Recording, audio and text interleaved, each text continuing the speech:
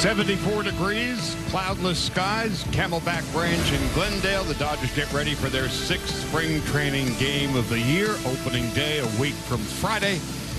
And a couple of Cy Young Award winners will have at it today. Charlie Steiner, Rick Monday, and Kirsten Watson will join us in a little bit. Clayton Kershaw is going to be making his 2nd start of the spring. Well, for the veteran, 376 career starts, and in that time earned an average just a click under 2.5. He says he is healthy, raring to go. And for Clayton Kershaw, when he reported, he says, hey, the reason I'm coming back is I am healthy. The Dodgers looking for another performance. As you mentioned before, 21 pitches that he made in his opening start in Arizona. Turned 34 just a few days ago. And then there is Shane Bieber, the 26-year-old right-hander, Cy Young Award winner in 2020, the ace of the Guardian staff. And for Bieber, just like Kershaw, coming off some injuries last year. He did not pitch in July, did not pitch in August, and then just 2 starts in the month of September. But he told his manager, Terry Francona, he is raring to go. He is healthy. And for Cleveland, they're hoping to get some big performances by Bieber in this season. From Laguna Hills, Shane Bieber. We're getting ready. The Dodgers and the Guardians coming up on this spotless Wednesday afternoon. Dodger to play. Big stories on this gorgeous Wednesday afternoon. Clayton Kershaw making his 2nd start of the spring. Kirsten. Thanks, guys. Well, look, you said it is truly a beautiful day out here in Glendale, Arizona, and Clayton Kershaw's making his 2nd start this spring. The question for him coming in this year is, how is he feeling?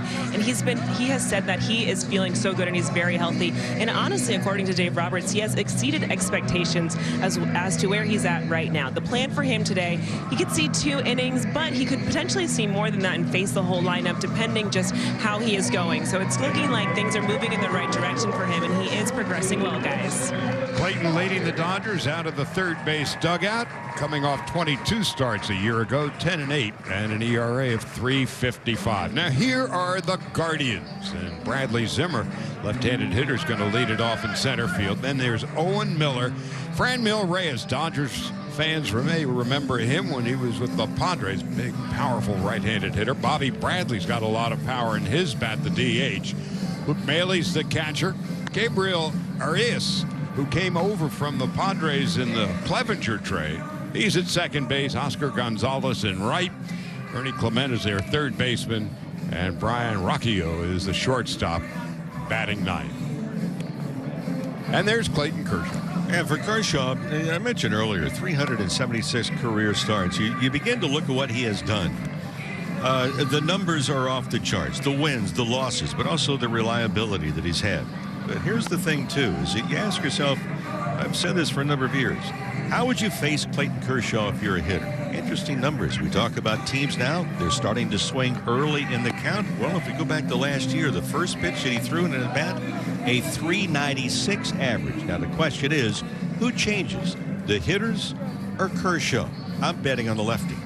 Clayton Kershaw in his career, 185 wins. He is 101 wins over 500, along with his 3 Cy Young Awards, VP in 2014, All-Star 8 times, Gold Glove winner. There ain't a whole lot that he can't do. And so the Dodgers hoping now he just stays healthy.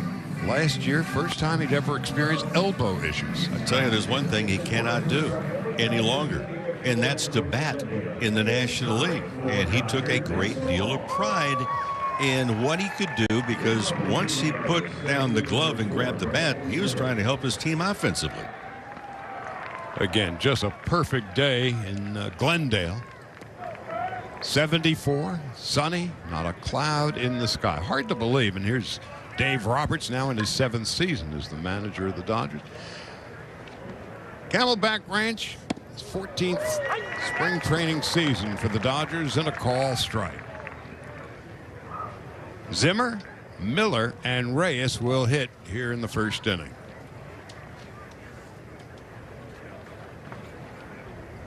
Zimmer 227 last year, rolls it foul up the first base line. Past first base coach Sandy Alomar Jr. Charlie, interesting very quickly is that the second pitch that Kershaw threw was the curveball. And I mentioned that, is this a day? We touched upon it yesterday with Buehler. Is this a day that maybe the curveball is something he's going to work on with a higher percentage of other pitches? Fastball swung on and missed, strike three. Kershaw off to the good start. Zimmer down on strikes. Well, you get what you ask for. And again, for Clayton Kershaw, he said, I wouldn't be back if I were not healthy, and felt that he could pitch a lot. Dodgers missed him a few times last year, coming off of some injuries. So if you look at the shoulder, you look at the back, a couple of other injuries he's had, but not a bad way to start the ball game. Now here's Owen Miller stepping in. Taking a fastball high, 1 ball and no strikes. Miller, last year, 60 games and hit .204. There's the curve, and there's a strike. Yeah, that's a good curveball, and then you look at the location on top of it. This is only a second outing, and yet the curveball comes back and gets the outside corner. Slowly hit to third. You know, Justin Turner. And there's 2 gone. You know, the other thing you notice about Kershaw, only 2 batters into it, but he's getting the ball, has the sign, and he goes immediately into the delivery. He's never been one to prolong an at bat from his end, as far as just standing there and kind of observing. 2 gone, and here is Franmil Reyes. Big power hitter. 30 home runs last year. And the Dodgers first saw him when he was with the Padres. And Kershaw with the slider. It's 0-1. Yeah, Reyes, good first ball, fastball hitter. And for those on the television side of the simulcast, you also saw Will Smith just kind of nod, hey, that was a good slider. Swung on and missed, strike 2. Clayton Kershaw comes out, 3 batters in. He looks like he's a man on a mission right now. And he is wasting no time between pitches. Reyes now steps back in the 0-2. Strike 3 at the knees. Fastball. 3 up, 3 down, and a couple of strikeouts for Clayton Kershaw. Off to a terrific start on this Wednesday in the desert. Walker Buehler, first pitch, or 8 pitches in the first inning, and today Kershaw 9 pitches in the first inning, 8 for strikes and a couple of strikeouts. Now here's the Dodger lineup with Lux leading it off in left and Muncy at second. Turner at third and Will Smith in the cleanup spot. Jake Lamb, a fascinating story this spring, hitting 5th in right. Eddie Alvarez at short. Miguel Vargas, big first baseman. James Outman has been just a fascinating story as well this spring. And Yorvit Vivas will bat 9th. And here's Shane Bieber. He's from Laguna Hills and pitched at Santa Barbara as a walk-on. And then, of course, he went on to win a Cy Young a couple of years ago. Missing outside and low. 1 ball and 1 strike. Bieber, a lot of different motions, Charlie, as far as the movement on the fastball. Last one tailing away, slider, curveball. There's a strike. Mentioned earlier, really at the Open, that Bieber was injured. He missed July, missed August, only 2 starts in the month of September. Boy, when he is on the mound, it's a totally different mindset for this Cleveland club. 2-2. And like Kershaw, I found this number interesting this morning. Bieber, first pitch. Guys realize, hey, this is a tough guy. You better try and hit him early. 326 batting average against him. So if you're looking at a good pitcher, if you're a hitter, you don't want to stand up there a long time and say, hey, look, I'm going to let this guy throw his entire repertoire. Fastball whacked off to the right and out of play. The Indians last year, 2 games under 500. 13 behind the White Sox, and the White Sox have gotten even better this offseason. The Twins have finished dead last. Of course, they've got Correa at short, and they made some moves in the offseason. So it's going to be a tight squeeze for the Guardians. The 2-2. Fly ball, right field, and deep. Back to the wall, and it is gone. A home run. Gavin Lux with a leadoff home run. The Dodgers are in business.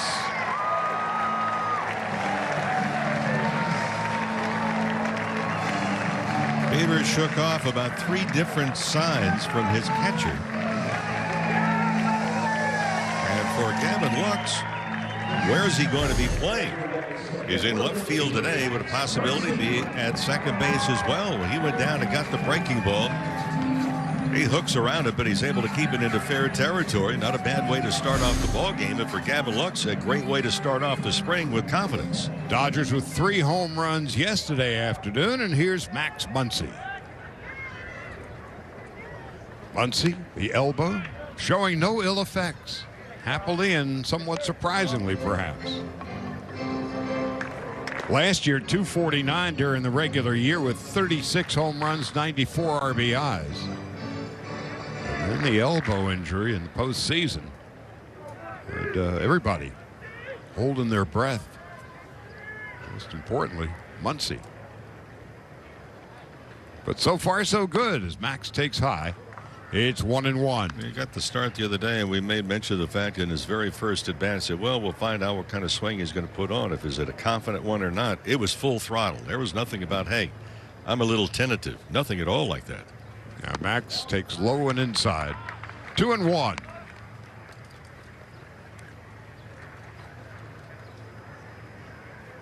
Turner on deck. Will Smith to follow. Bieber delivers. Grounded weakly to second. And an easy play for Gabriel Arias. First out of the bottom of the first. And now Justin Turner. 278 last year with 27 home runs and 87 runs batted in. He's just getting his work in. Again, this is a unique spring training. Normally it's 6 weeks, a leisurely pace that gets clubs to opening day. But this year, because of the protracted lockout negotiations, only 4 weeks to get 6 weeks of work in. Yeah, and a big announcement yesterday, actually, during the simulcast that Major League Baseball and the Players Association have agreed to. It will be a 28-man roster to open up the season. Low and outside, 1-1 to Turner. And the big addition is going to be some arms out of the bullpen. So it'll be 28 for a while, and then they cut back down to 26. Well, already waiting to next year when everything will truly be back to normal. Up and in, and Turner's lucky to get out of the way. It's 1 ball and 2 strikes.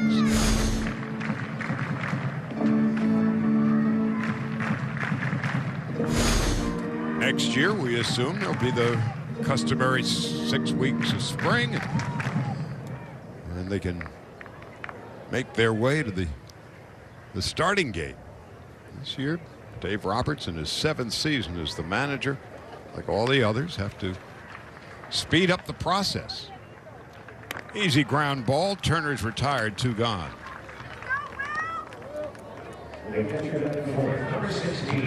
It's the old story that hitters can get acclimated much more quickly, but it's the pitchers. But the question I guess I have is that as players get ready physically, the running, the stretching, and all of that, which presumably they've done at home, but now it's a different mindset. I just wonder, April, May, what the injury list might look like. Yeah, it's a good point. Will Smith takes a strike. From a hitter standpoint, from a defensive standpoint, you kind of speed things up. But you cannot speed up getting your arm and shoulder in shape. Smith taking outside. 1 ball, 1 strike. The other part, too, we touched upon it yesterday briefly, is there's a period of time in spring training that a lot of pitchers have reached that area that they call dead arm syndrome. Well, what happens now? And when does that take place? To your point, does it take place early part of the regular season? The look at Gavin Lux. The question is, where will he be playing? Outfield, second base. Again, the Dodgers have an embarrassment of riches in that regard. Smith down on strikes. That ends the inning. So Gavin Lux with the home run. His first of the spring. The Dodgers take an early 1-0 lead. Comes from within. An unbreakable will to win drives our team and this city. Absolute madness! Our desire to be unstoppable starts here. Kershaw in the first inning, 9 pitches, 8 strikes, and he struck out 2 of the 3 hitters that he faced. Beginning the second inning, and he'll be facing Bobby Bradley, power hitter, Luke Maile, the catcher, and Gabriel Arias. The Indians, just looking at some of their prognostications and people around them, is that, they have maybe a couple of question marks in the corner outfield. So they've got a couple of youngsters that, they're under the spotlight and trying to earn a spot. Bradley swings and misses. It's 0-1. Now we give you advance warning. We will inadvertently address the Cleveland Club as the Indians because that's what they've been for a century. This is their first year as the Guardians, and so if it slips out, it slips out. It's not intentional. There you have it. Yep. The Safeway. Cleveland. Cleveland.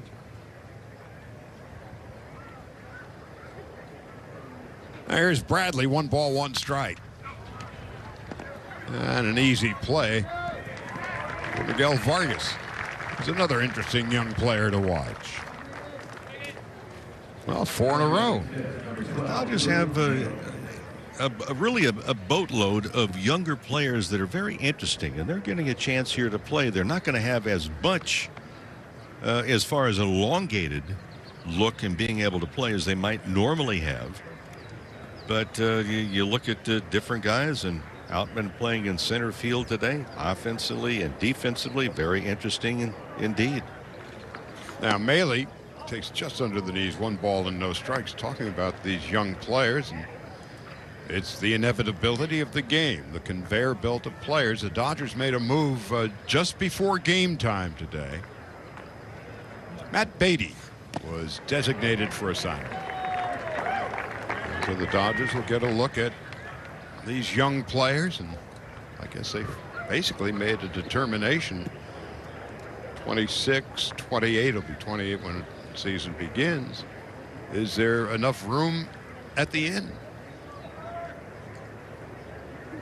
Dodgers, while designating Beatty for assignment, they signed Hanser Alberto. They come and they go. Dave Roberts, Bob Guerin.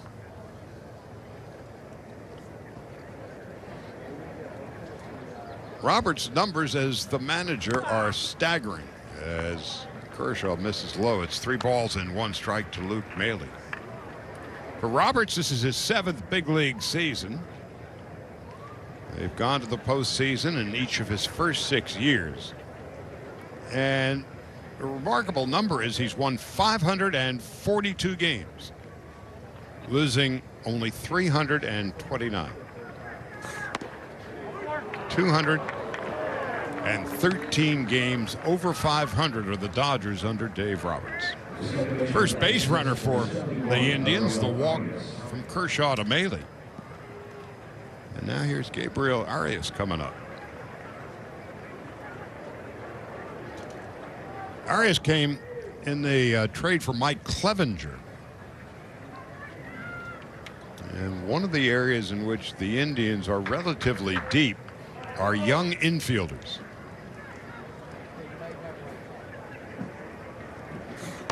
As Kershaw delivers high, 1 ball, no strikes. And for Arias, you can underline young. He's only 22, hit 284 in AAA last year, and at AAA, he was the youngest player to be an everyday position player in AAA. And the word is an outstanding defender as he pokes a base hit into right. And Maley is on his way to third, and he'll make it. So after the walk, a single for Arias. And the Indians have runners at the corners with one out. And Oscar Gonzalez coming up. Inside out swing. Not a bad pitch inside. Look at a guy like Arias, though, too. Is it obviously he's a very quick learner and was not overwhelmed in AAA last year.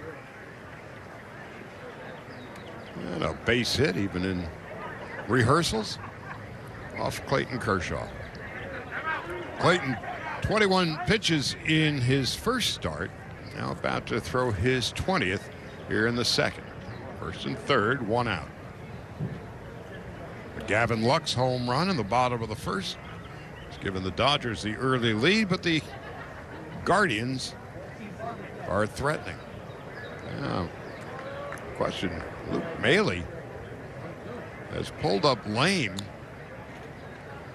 Going from first to third. Yeah, and he was really digging going around the second base bag after he got to third, and the trainer just motioning over to the visiting Cleveland first base dugout.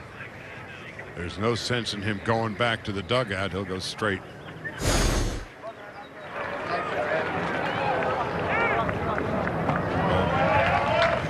It was after he got there. Well, yeah, he felt it a little bit, and then evidently it tightened up on him. Boy, did it ever.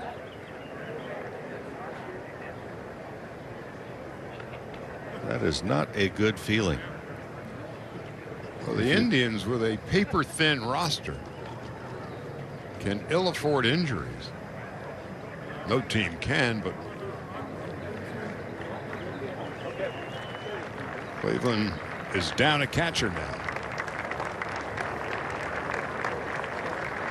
And again, the other thing, he's struggling more and more as he progresses down the left field line. Again, the other thing is, with the shortened spring training season, they've got to find another catcher they can insert at the major league level. And there's Terry Francona, really one of the game's great baseball men. Well, he grew up that way. Briefly in his dad's final season was in Oakland, and like father, like son, both class acts. Terry used to come to the ballpark. Best I can figure out, he was 9 years of age. He'd come to the ballpark every day, and I'd turn to him and say, "Hey kid, you want to play? You want to play catch?" Yes. Went on to become a star. He was winner of the Golden Spikes Award out of the University of Arizona. Played in the College World Series. Wonderful hitter, terrific first baseman, but then he had knee injuries that just really curtailed his career. This is Gonzalez. No balls and a strike.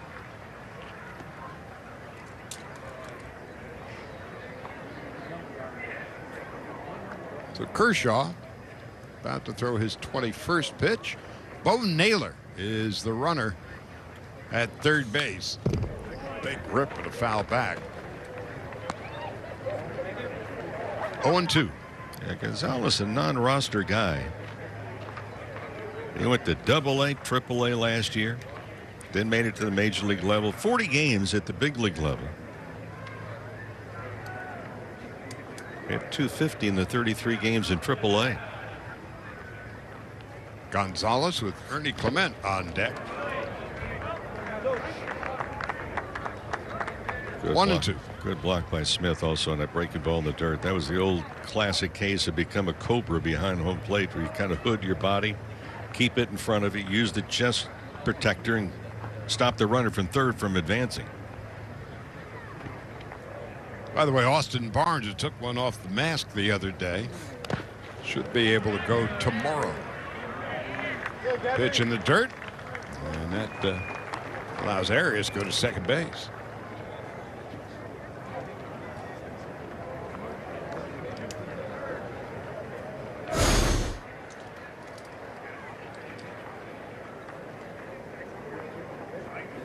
That is a tough spot for a catcher to be able to block that one. Saves the run, doesn't allow that to go, but heads up base run. You're a runner and you see that ball go in the dirt, you're thinking about advancing anyway, especially when it bounces up into the air. Black foul down the third base line.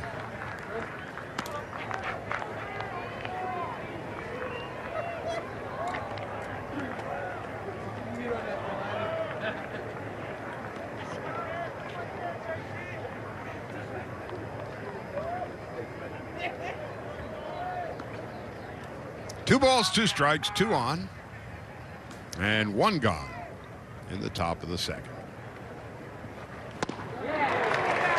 Clayton Kershaw looking like Clayton Kershaw. Third strikeout of the game for Clayton.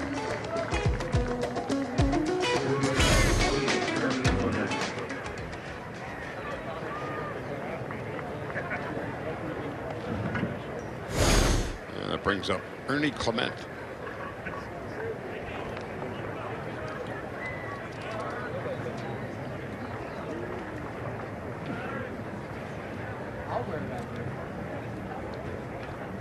Off to a good start this spring.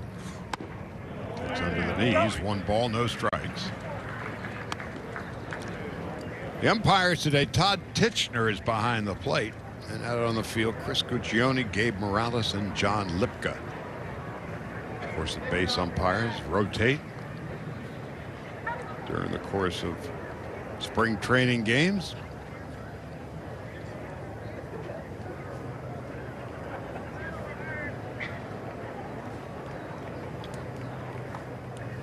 Tomorrow, the Dodgers will face the Rockies at Salt River Fields. Tony Gonsolin scheduled to go for the Dodgers tomorrow.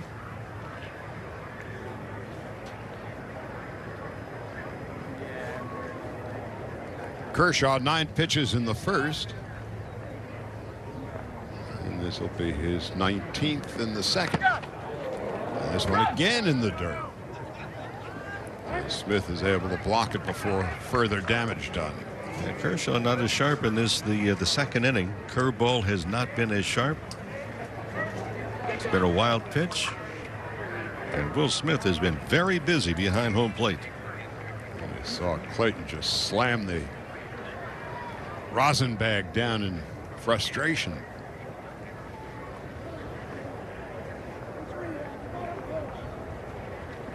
"3-0. There's a strike, 3 balls and a strike.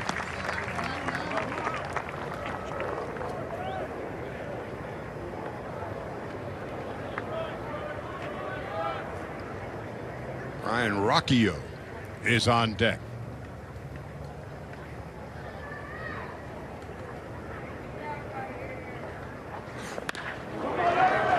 Line to left. And that's going to get past Gavin Lux and go to the wall and score a couple of runs.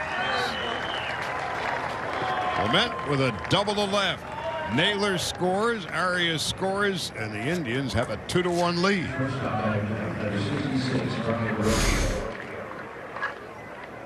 Well, that's a breaking ball that's not really in a good location. Again, the command of the curveball was outstanding in the first inning, but lacking in this one. You know, one thing that Gavin Lux did right there in fielding that ball is something that the coaches may be looking at. You never want to go down with the glove to pick up the ball off the ground. You want to go down either with the bare hand or both hands. To short. Eddie Alvarez. To Miguel Vargas.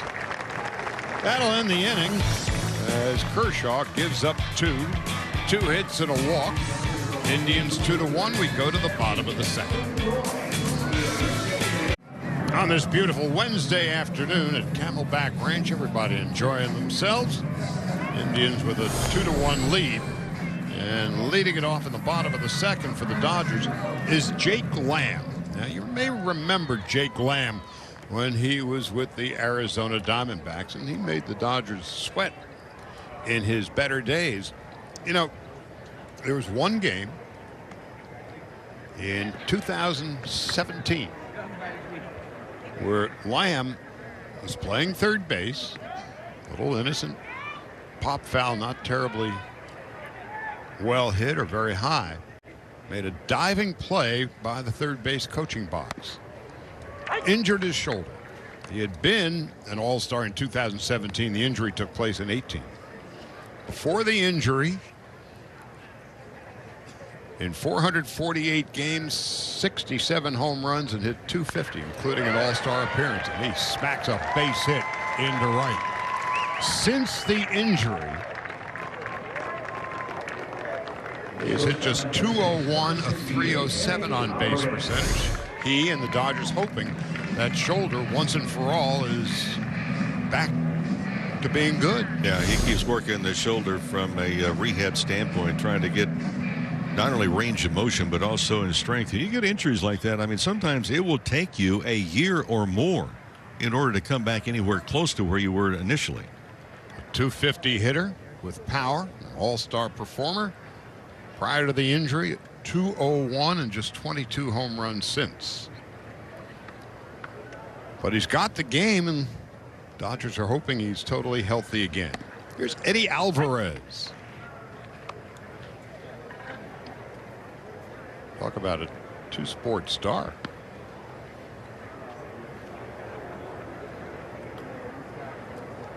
He runs really well on terra firma, on hard ground. He's even faster on ice. Olympic gold. Now Alvarez at shortstop today, taking outside. 1 ball, 1 strike. Alvarez also, from a hitting standpoint, you just watch him. He very committed. Doesn't have a whole lot of excessive movement. We've seen it a couple of times handle the ball not only away from him, limited action we've seen so far, but also handle the ball in on his hands. Just outside, 2-1. And if you have a discerning eye, which he did on that pitch, coaches, managers, and baseball operations people really pay attention. Miguel Vargas on deck, and then James Outman. The 2-1 is high. 3 balls and a strike. It's hard to see it, but also on the inside of his left bicep, the Olympic rings are tattooed.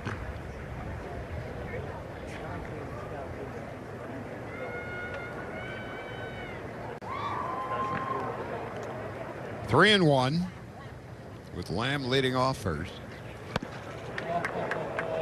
Okay. By him in a hurry. 3-2.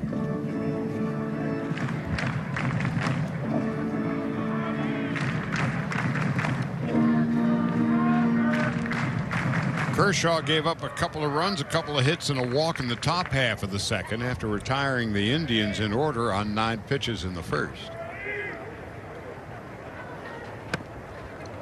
Breaking ball inside. So the speed skater takes a walk.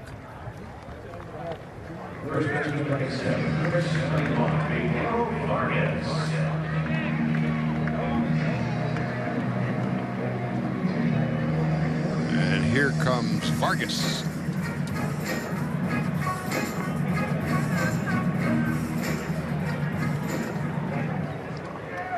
Got some power. He's a very interesting prospect and project. And just 22.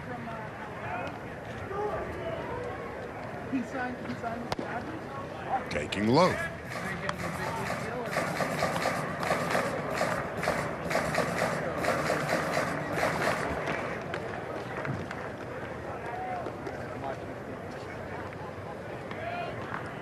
Lamb the leadoff single to right. Alvarez walk.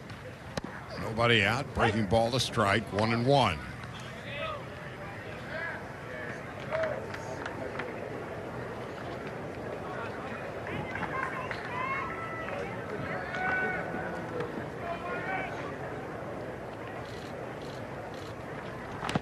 Going outside. So Bieber from Laguna Hills played collegiately at Santa Barbara as a walk-on. And by his senior year, at an ERA of under $1.50. Vargas lays off 3-1.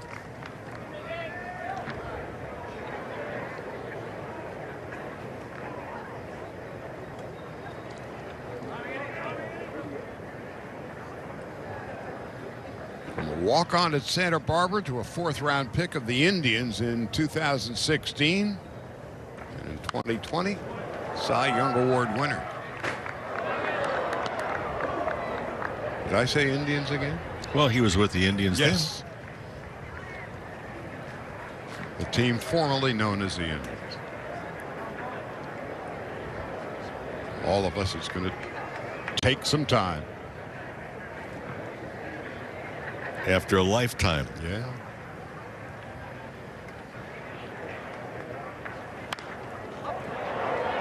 Popped up to the right and into the stands.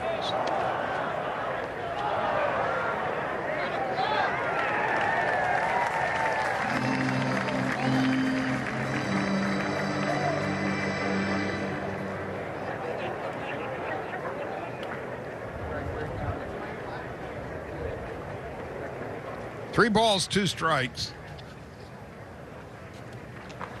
Oh, that's rocketed to left. Oh, what a shot. Miguel Vargas. Wow. A three-run blast.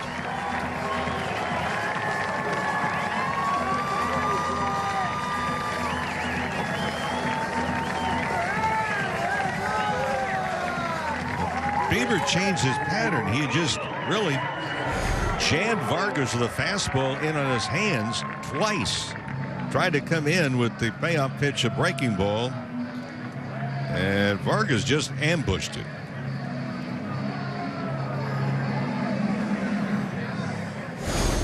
In the wheelhouse, out of the park. Now here's James Outman. Takes the ball outside. 1 ball, no strikes.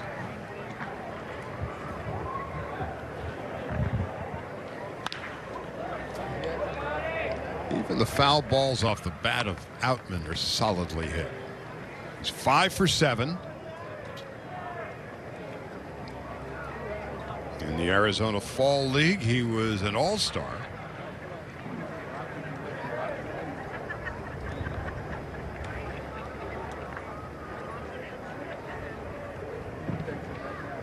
Began last year at High A, the Great Lakes, and then on to Double A Tulsa. And became a member of the 40-man roster in November. It's one of those young players that, what does he need? More playing time. To center field. That's Bradley Zimmer. It's finally the first out of the second. Meanwhile, the Dodgers have hit 10 home runs.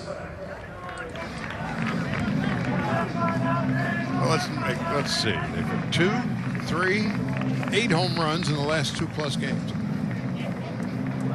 And Vargas is the 10th different Dodger to hit one out. And the end of the line for Bieber. So the Dodgers 3 home runs yesterday, 3 the day before, have 2 in an inning and 2/3 on this Wednesday. MLB app to get in-game video highlights, live pitch-by-pitch, breaking news, player updates, stat leaderboards, and so much more for your Dodgers. And you are looking at Kevin Coulter, big fella, 6'5", 227. A 33rd round pick by Cleveland in 2019. At A ball, you see the numbers. So-so. 9-4, 5.10 ERA. Opponents 281 against him. And so now we'll have a look at 6'6" Kevin Coulter for the first time. He was the 1,000th draft pick that year. There had been 999 before his name was called. Of course, there were more players called before Piazza was drafted. Now here's Horbit. Diaz and just takes low and inside. 1 ball, no strikes.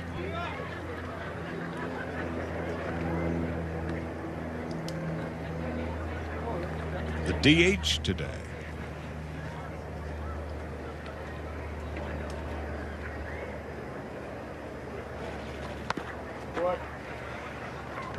Coulter gets up there in a hurry.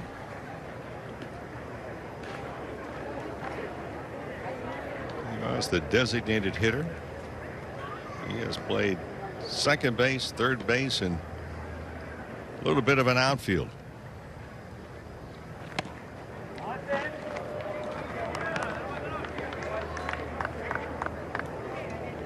Another young player, just 21.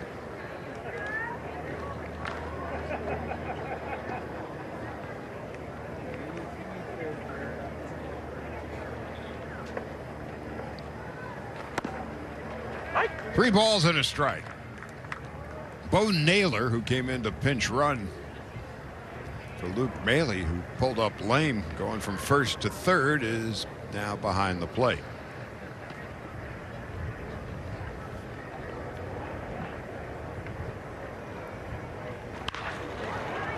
Right to the second baseman, Arias. Easy play.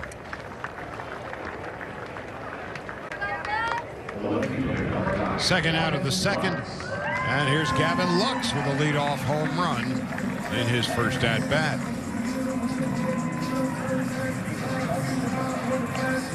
Lux played some outfield last year as well, second base,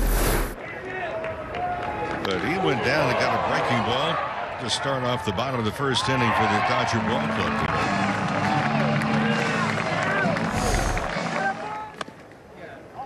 Coulter missing high and away. 1 ball, no strikes.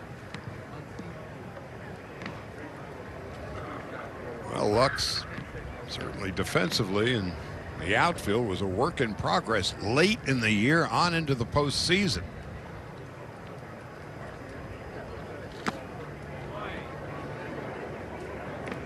I mentioned earlier in the ball that he fielded, and just a point that is taken in observation the coaches make. You don't want to field a ball that's on the ground with just your glove. You know, if it's hit to you and it's rolling, obviously, field it with the glove, but not if it's on the track. And the reason is because many times you don't have full control of it. And if you drop it out of your glove, now you have to go back down and get it again. So you want to make sure, okay, if the ball is on the ground, whether you have dropped it and it's an error on you, or if it happens to hit the fence as it did in this instance. But you go down with either the bare hand or both hands. Lux fouls it back, 2-2. And it sounds like a little nitpicking deal, and it may be, but it's a difference in maybe 1 or 2 extra bases that a runner might be able to advance. Lux hit his home run with 2 strikes in the first inning. And Miguel Vargas, a 3-run home run in the second with a 2-strike count against Shane Bieber. Bieber finishes the day with an inning in the third, 4 earned runs, 3 hits, a strikeout, and a walk.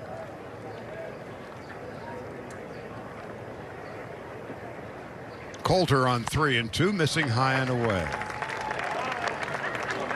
So Lux on base in each of his first 2 plate appearances.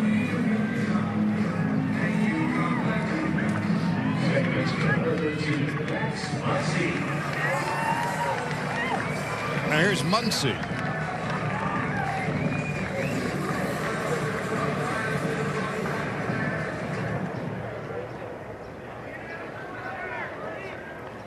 Coming off an elbow injury, the right elbow, such that it was.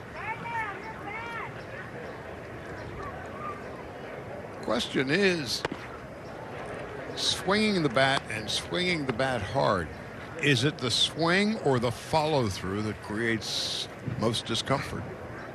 Yeah, we don't know. What's the range of motion, first of all? Is it 100% now? Lux back easily.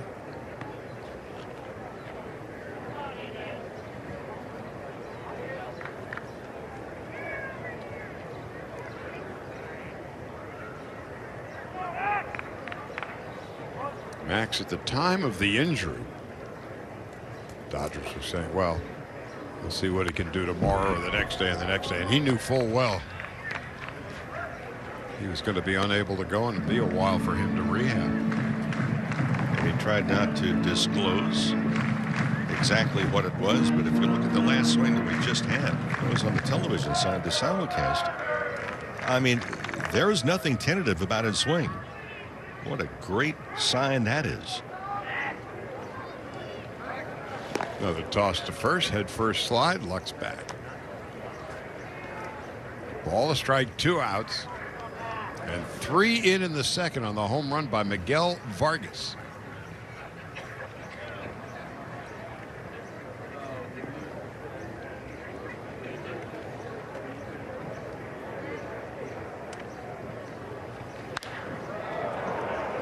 Lifted to left. Easy play for Franmil Reyes. That's going to do it, and that'll end the inning. Miguel Vargas, a very interesting young man. Monstrous home run. Dodgers lead it 4-2 through 2. On the hill for his 3rd inning of work last Friday. In his first start, he went 1 1/3 and threw 21 pitches. Today he has thrown 31 pitches through the first 2. He's got 3 strikeouts. As Zimmer, who struck out to begin the game. 1 ball, no strikes.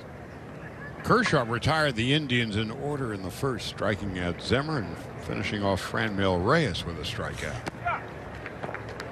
2nd inning, ground out, walk, base hit to right, and a double.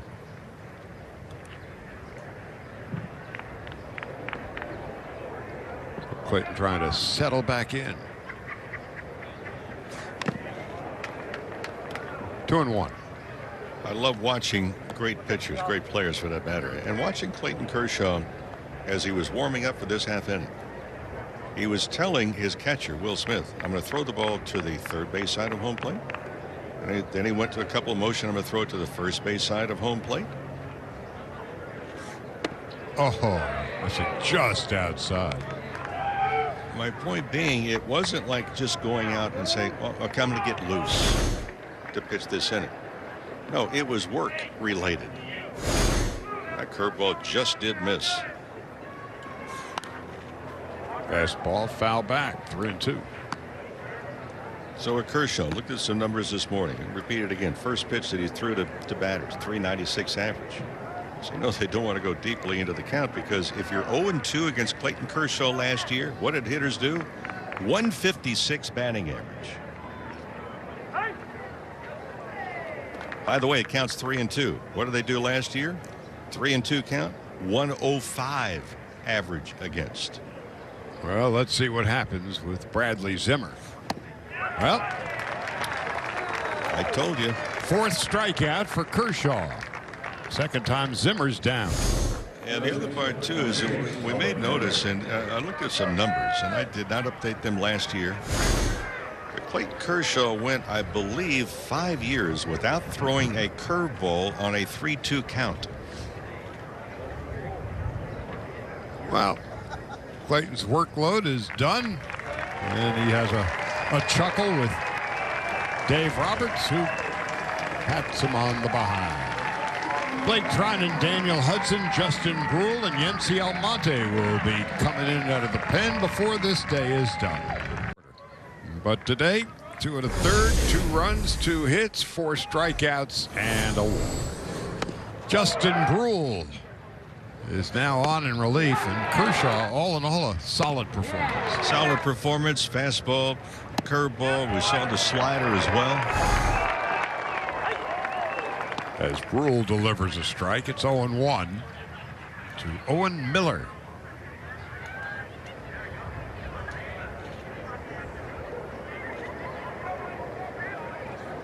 Dodgers saw him last year, making his 2nd appearance of the spring. He threw an inning on Sunday against the Cubs.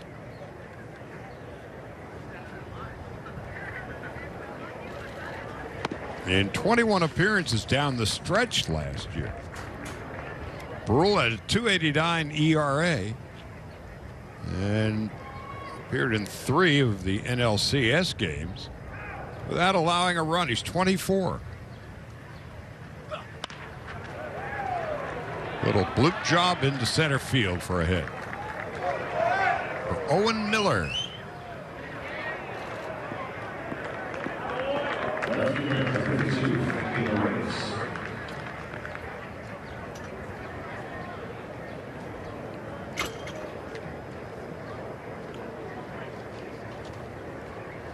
The Dodgers signed Brule as an undrafted free agent 6 years ago. So it's taken him a while to get to the big league level and did well down the stretch last year.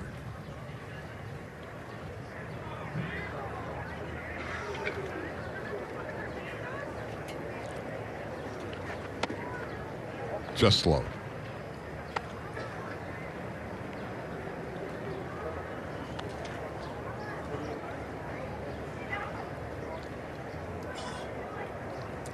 Reyes, 30 home runs last year.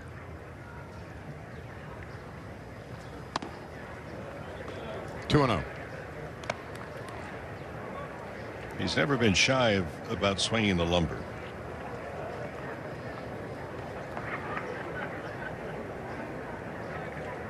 Big power hitter, tends to strike out a lot, as many of them do.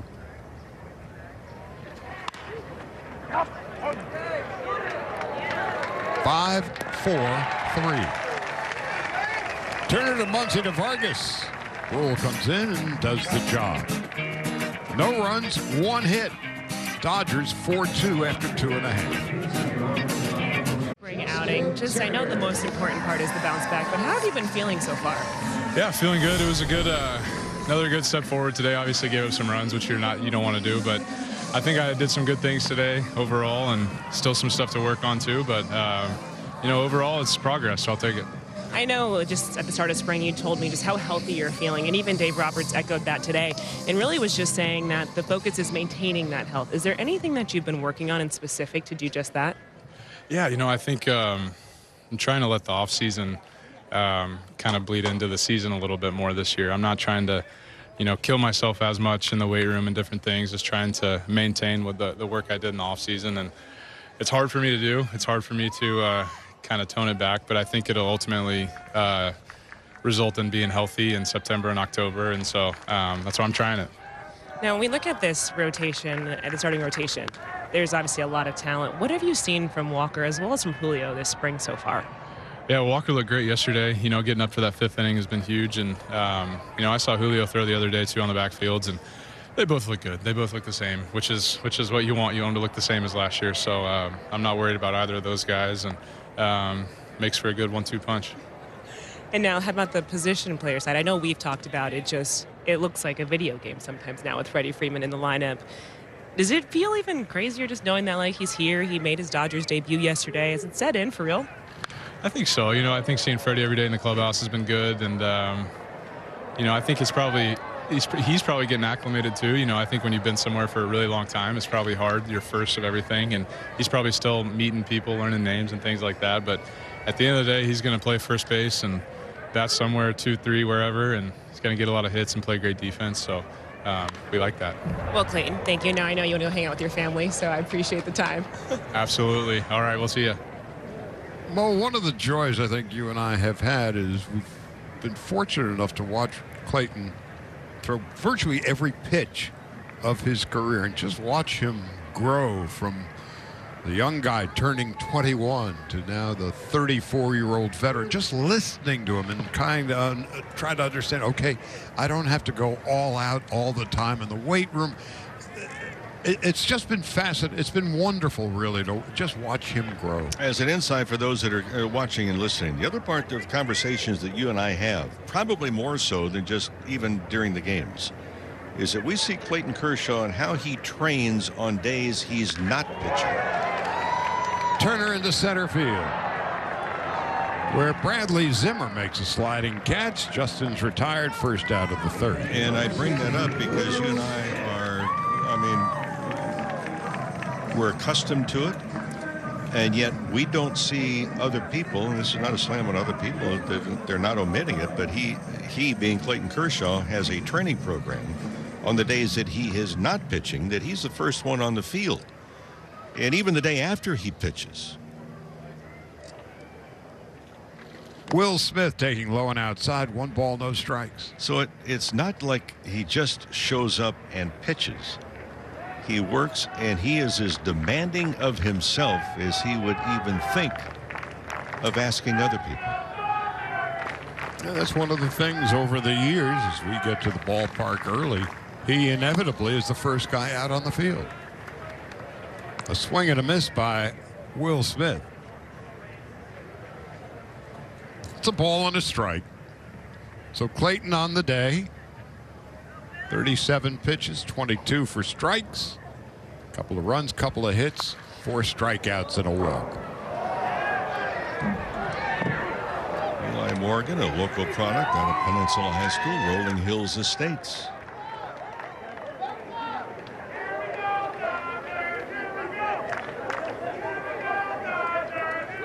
Eighth round pick of the Indians. Oh, got it again. Got to throw a quarter into the jar. Well, they were the Indians when he was drafted in 2017, and he just strikes out Will Smith for the second out of the third. May I offer you some advice? Yes, sir. If you're going to go a quarter for every time, just put a $20 bill in there, and I will match it, because after a lifetime of referring to them formerly as the Cleveland Indians, yeah, a 20 spot will at least get us started. And done for the day, anyway. Let's hope. Morgan to Gonzaga.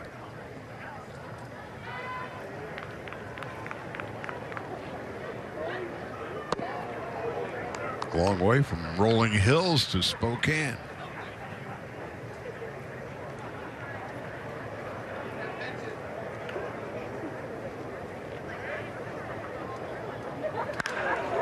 That one is whacked to right center, and Jake Lamb, it's going to go to the wall. Again, we were talking about Lamb early in the game. He is going to be a very interesting veteran to watch. He used to be able to hit and hit well till he injured the shoulder. And so far, again, spring training, you never go overboard on what a player does or doesn't do in spring. But he's been interesting to watch. Yeah, he has. And I also say this as a hitter. That's not an easy pitch to hit, especially, you know, it's not just like last year, the shoulder injury, but that ball that's elevated, that's hard to get. But for him to be able to do that, he has made some noise already. Early in camp, yes. But nonetheless, he's going to be very interesting to watch, and how the Dodgers may utilize him. Where is he going to go? He's a wonderful insurance policy. Now here's Alvarez on the first pitch he sees. Flying routinely to left center field, and Bradley Zimmer is underneath it to make the catch. And that will end the inning. No runs, 1 hit. Lamb 2 for 2. And the Dodgers lead 4-2 after 3. Presented by Bank of America. Begins at Dodger Stadium on April 14th. The Dodgers hosting the Reds, followed by the Braves. Great promotions begin with Maury Wills and Will Smith bobbleheads. Jackie Robinson Day jersey. Friday night fireworks and Taco Tuesday. Visit Dodgers.com/promotions. Well, that wasn't very pretty, was it? So Bradley ends up at second base. Generally speaking, you don't want a pitcher catching a pop-up. No. But he was right there. I tell you what, there was a lot of ugly on that play. For pitcher, get out of the way. Don't try and direct traffic. And the first baseman shouldn't have to try and catch the ball either. There's another issue as well, because when Justin Turner's coming in from third base, he has the worst angle of the sun right now as well. So they're all little things. Who has the best angle? Which guy do you want to protect? And now Naylor on the first pitch he sees. Lost one to short left field. And Alvarez is there to make the catch.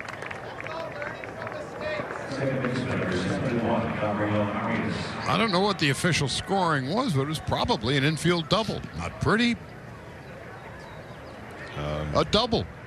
A double that traveled less than 60 feet. No, that's not a double. It may be in Arizona in spring. In Major League Baseball, that's not.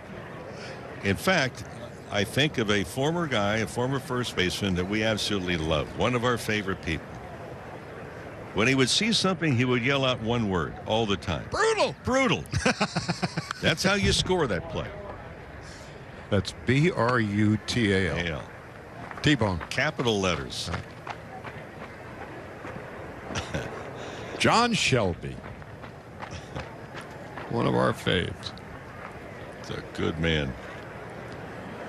What he would inevitably do, T-bone, regardless of who the national anthem singer was on any given day, upon its completion, instead of saying nice job, whatever, of course from the dugout he'd scream out brutal, And then he'd laugh. and then he'd laugh. Just a wonderful dude. 2 out, and Bradley goes to third. Of course, he didn't laugh as hard as you did after a certain rendition of the anthem. Oh, well, that But I'll put it this way, you weren't the only one that No. laughed on that one, pal. But you know, years ago when the Dodgers played the Cubs and they asked me to sing the national anthem or take me out to the ball game, take me out to the ball game, and it was indeed brutal. First one to admit, But expected. expectedly brutal, and I could hear Shelby from the dugout screaming up, "Brutal!" Yeah. He was right. That was before you even sang it. T-bone. This is Oscar Gonzalez as Brule, not to be confused with brutal. 2 balls and a strike. Dodgers with a 4-2 lead in the top half of the 4th.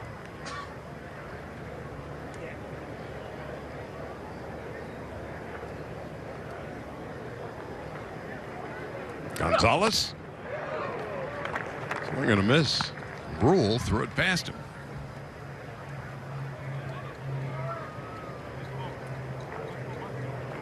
Watch reaction of hitters. Gonzalez, after he had that ball thrown by him, and the swing was late, he kind of nodded as he's looking at Brule. And then Brule takes something off and He's not strikes him nodding out. any longer. No. Leaving, what a good idea. Good inning of work for Brule. The pop-up infield double notwithstanding. Brutal. Well, aren't you glad baseball's back? 4 or 5 weeks ago, not feeling so good. Now, it's like the storm has cleared. And we're back to playing. Now here's Miguel Vargas, who hit a scorching 3-run home run well beyond the Dodger bullpen in left in his first at-bat in the second. Eli Morgan, his second inning of relief, and Vargas with a routine ground ball to third. Clement picks it up, throws across the diamond, first out of the 4th inning. Okay, I discovered why Elijah Morgan has advanced fairly rapidly since coming out of high school. The reason is he played club baseball with the Garcia Parra baseball group.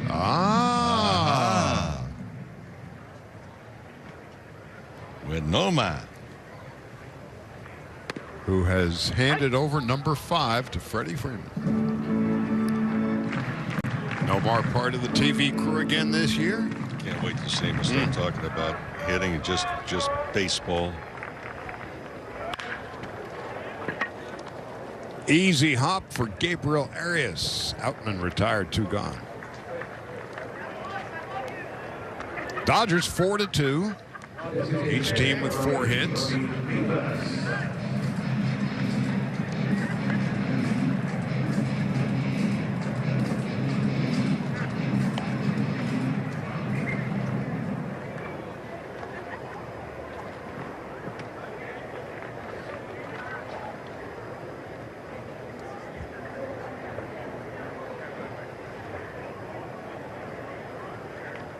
Ruben Vivas is fouling it off to the left, 0-1. He's the DH today.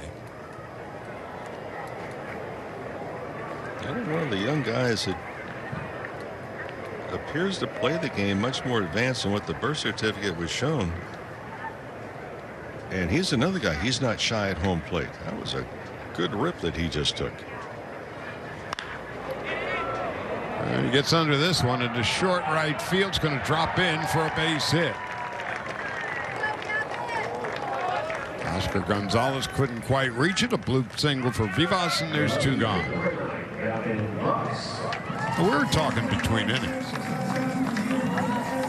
Looking ahead at this team. And again, with the signing today of Hanser Alberto, and you're just joining us, Matt Beatty was designated for assignment. And you got Kevin Pillar and Jake Lamb. And these youngsters, there is more at, what is today, the 23rd of April. There's more bench strength on this team on paper than there was really at any time last year. Absolutely. 26-man roster last year, and again, it's going to be at 28 to begin with this season. But we kept seeing over and over and over, you have the game on the line, and who did Dave Roberts have primarily on the bench when he got into the 10th or the 11th inning, or even late in the ball game, a 9-inning game? It was so many times looking on the bench for a guy that just arrived at the ballpark from the airport. Now again, we will see if Lamb stays, Pillar stays, fouled off to the left or to the right, 0-1. Gavin Lux, who has homered and walked today, the hitter. But there are guys in camp, in uniform, who've been there, done that. Yeah, and quite frankly, and not to be critical, but if you look at the Dodgers bench last year, in critical points of the season, it was not as deep as Dave Roberts had the luxury of having in preceding years. And that's one of the things that Andrew Friedman and the baseball ops group. There is a call, strike 3 and a breaking ball. Gavin Lux is retired. That ends the inning. No runs and 1 hit. We would head to the 5th. Dodgers leading at 4-2. Play is brought to you by your Southern California Toyota dealers.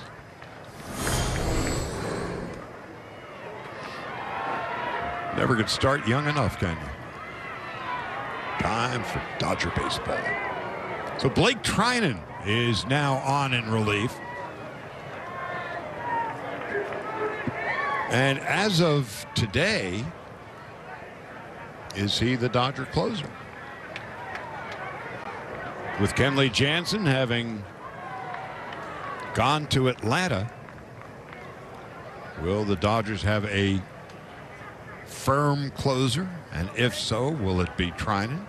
Will it be a situational thing? That will evolve as we get closer and closer to opening day. But Treinen, coming off a great year last year. 72 games, a 1.99 ERA, and a call strike.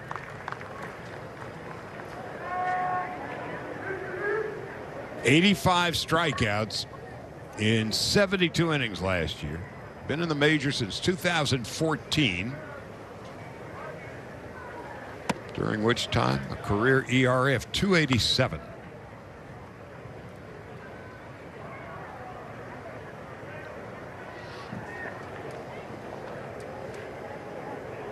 Mark Prior, Dodgers pitching coach. Treinen wasting no time, striking out the first batter he faces, Ernie Clement. For Treinen last year, ERA just under 2, 1.99 as you mentioned, but here's a guy that allowed just a 179 batting average against him. And he has never shown any signs of being phased in a big moment. Breaking ball is fouled up the first base line, 0-1. Brian Rocchio is the hitter.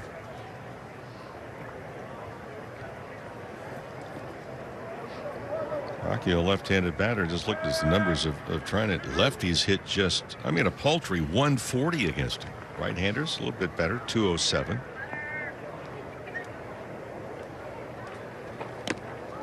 He's got 79 career saves, does Treinen, in 104 opportunities.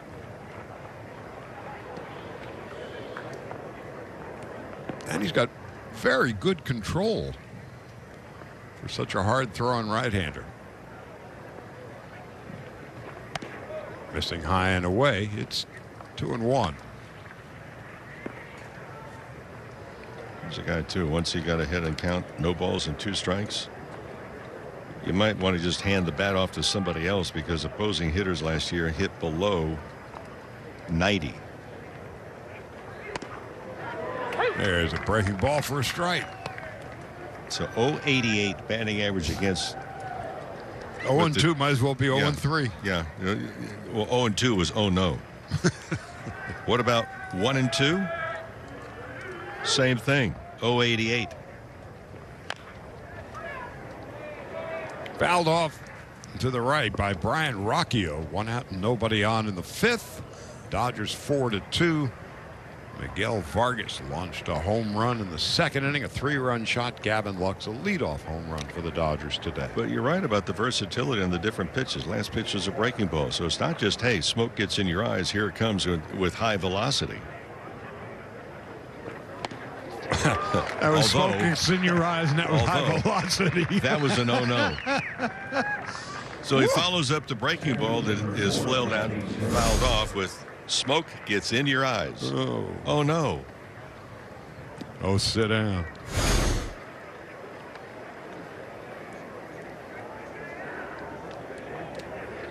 So it would appear as of the 23rd of March at 2:31 in the afternoon, you're likely looking at the Dodger closer, who delivers a breaking ball for a strike. 0-1.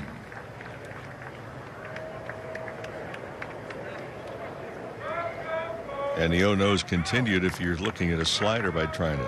0.74 batting average against. Well, let's see what he pulls out of his bag of tricks here. Fastball. Smoke gets in your eye. Swing and a miss. 0-2.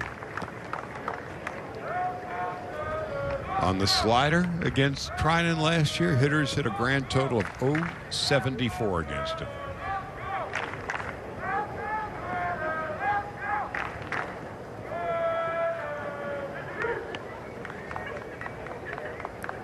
Oh-2. One hop to second base. And Muncy makes an easy play. Vargas at first. The inning is over. Flawless for Treinen. No runs, no hits, no errors. Nobody left. Halfway home, Dodgers 4-2. Emmanuel Clase, 24 saves last year. And he can bring it.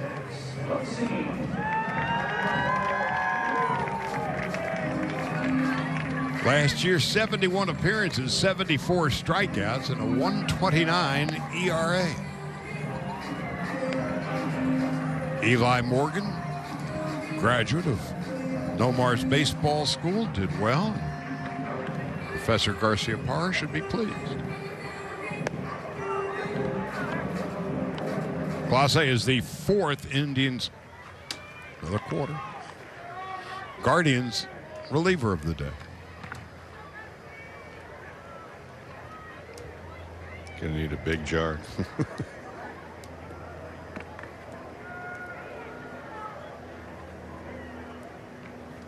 Max Muncy to lead it off.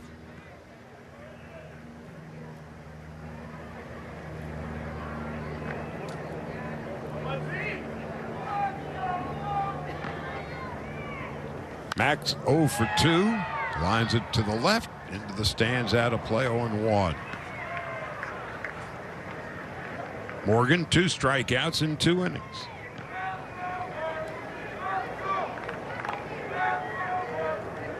No hits, no walks. Muncy, Turner, and Will Smith to hit.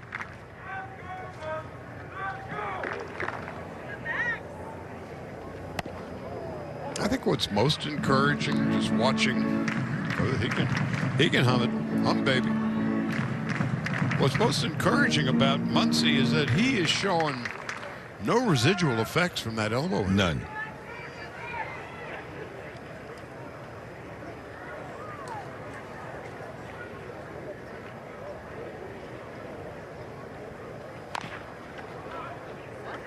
One ball, two strikes to Max Muncy as we begin the bottom half of the fifth inning.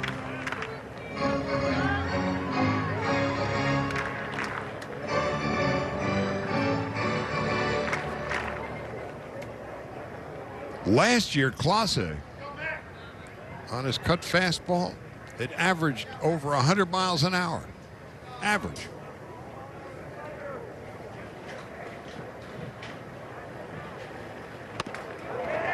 And Muncy just got a taste of it.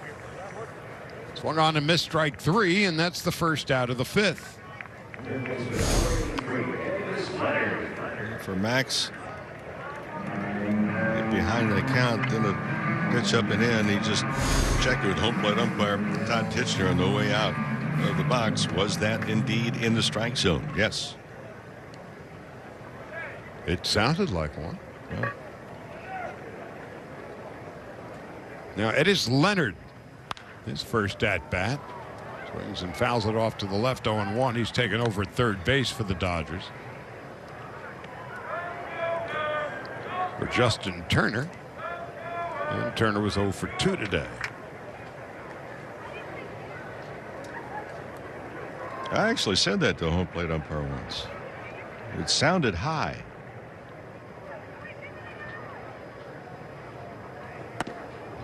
That one is high. The umpire was Harry Wendelstedt. His son Hunter is a major league umpire. Kirchhoff, the pitcher, who I made the comment when Wendelstedt called the pitch a strike, and I said, "What sounded high?" Doc Gooden, his first year. That was what, 85, right?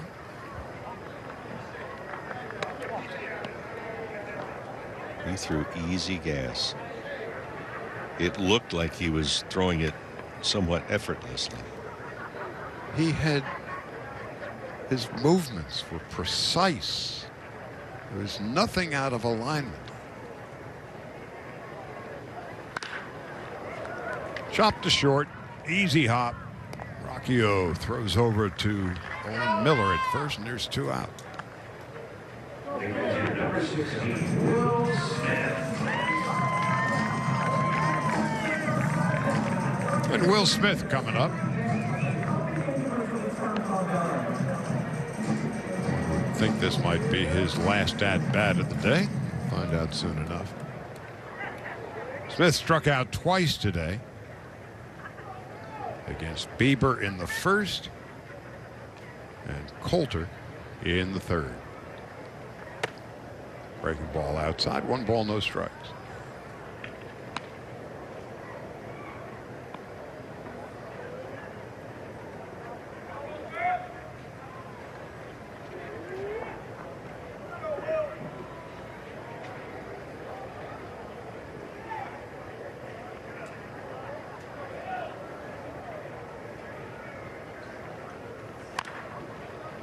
That was a fastball boring in around thigh high on the fist.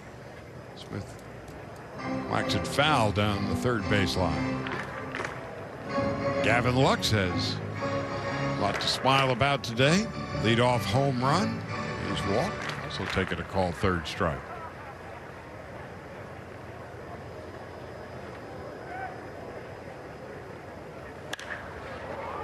Fouled off to the right and out of play.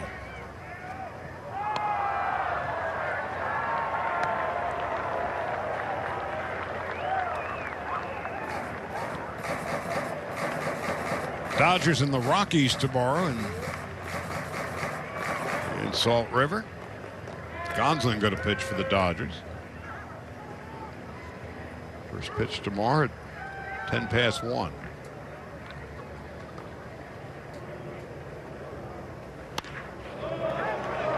Slapped to short right field for a base hit. Owen Miller at first. Couldn't quite reach it. Well, Will Smith could barely reach it. The ball that's down, away, out of the strike zone, actually. How he hit it is remarkable.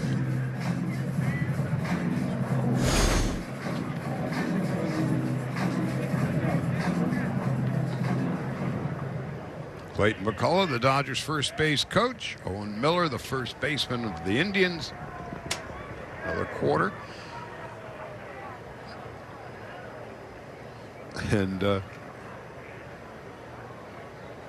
first base, Will Smith of the Trolley Dodgers. The Superbas. The Bridegrooms.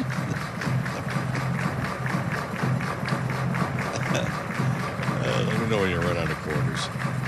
I've run out of names for the Dodgers. There's Jake Lamb. Single and a double and a run scored today. Hits it hard through the middle, a base hit. His third hit of the day. Will Smith on his way to third base, and he will make it. The throw cut off. Dodgers have first and third, 2 out. Jake Lamb is 3 for 3.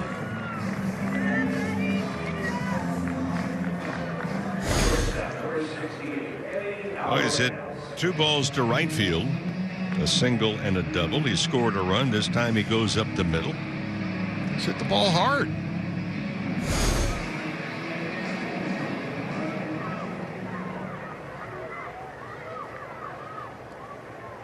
Wouldn't that be some reclamation project?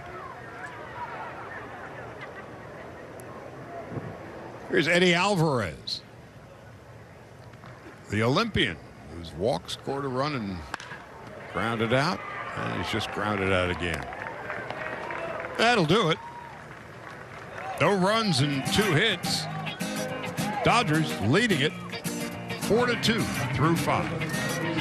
Celebrate the 60th anniversary of Dodger Stadium with your friends and family this season, and catch rivalry matchups and great promotions featuring bobbleheads, Friday night fireworks, Taco Tuesdays, and a whole lot more.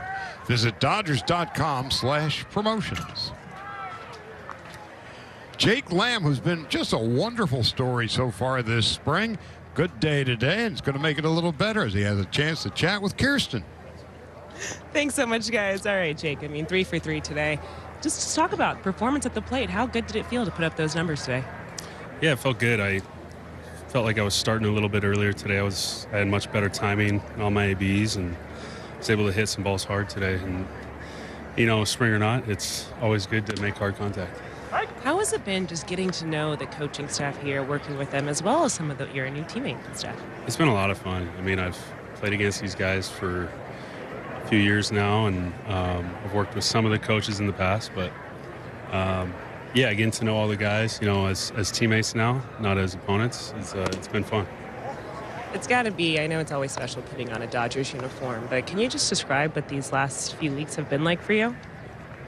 It's like you said, it's all new people, it's new staff, it's new terminology, and you just kind of take it day by day. You're trying to learn as much as you can, but at the same time, you're kind of trusting the work you put in the off season, and just going out and playing the game. Obviously, I've kind of just seen some of your interaction with some of the guys, but obviously with playing right field today, working with Mookie Betts, how has it been just developing that and kind of learning from each other? I started playing outfield. I played some outfield last year, and so it's still fairly new to me, but I feel comfortable out there. I haven't gotten a chance to really pick Mookie's brain yet, but I think he's running from me. I'll get him. No, but just trying to learn from as many guys as possible. That goes for infield too. We got some good infielders out here, obviously, and just learning from everybody, whether it's offense or defense. So I've had a lot of fun so far. In this organization, that versatility is key. Well, wishing nothing but the best. Thanks so much. I appreciate it. Thank you.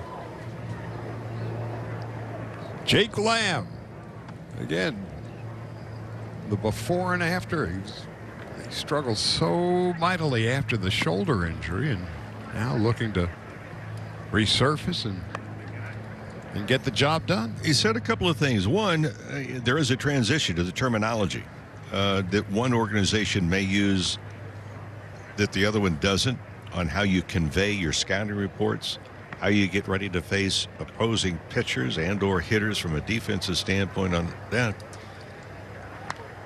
Franmil Reyes is the hitter, and we should tell you Daniel Hudson is now on in relief. Blake Treinen, a perfect 5th inning, striking out 2. And the other part that he made, and I thought it was very interesting, that he talked about from a hitting standpoint, as the hitter's timing gets better and better. He said today he wanted to start things a little earlier. Well, you can start things earlier if you are picking up the baseball much more rapidly. Ground ball to third. That's Eddie's Leonard throwing out Reyes, and there's 2 out. Bunch of changes for the Dodgers as we approach that portion of the game.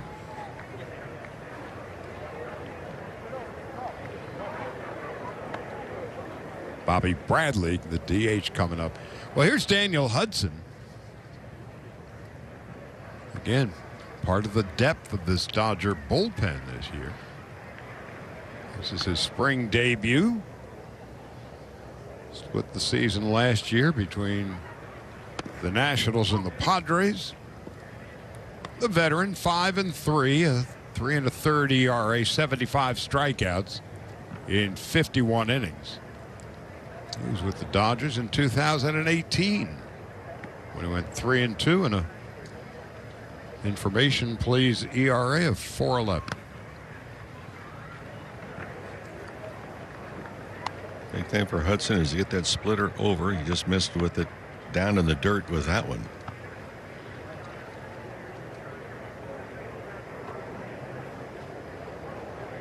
I thought Jake Lamb said a lot, Charlie, in just talking about the hitters. I mean, stop and think. Today, he wanted to start things a little earlier with the swing.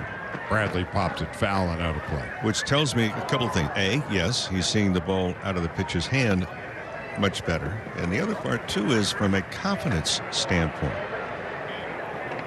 Now, was the adjustment as a result of he felt that the ball was getting in on his hands a little bit too much in the limited time that he's had so far? You know, camp games, live pitching, no question about that.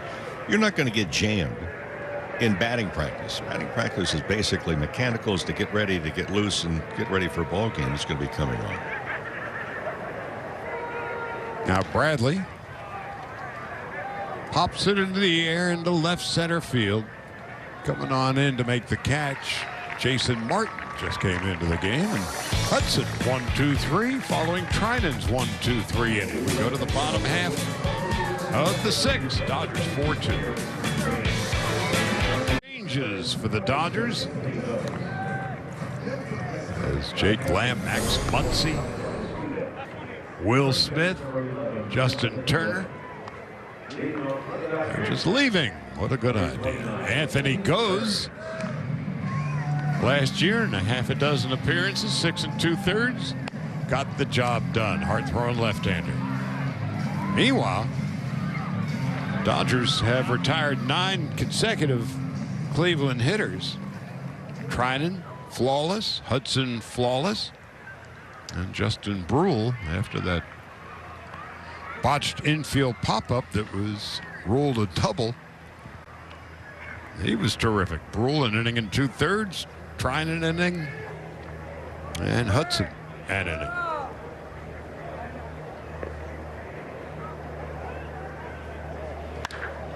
On the first pitch, it's skied to left field. And Vargas is retired. Now, correction, that's Andy Burns that just came in. And Dodgers trying to figure out now. Anthony Goes out of Bellflower High School.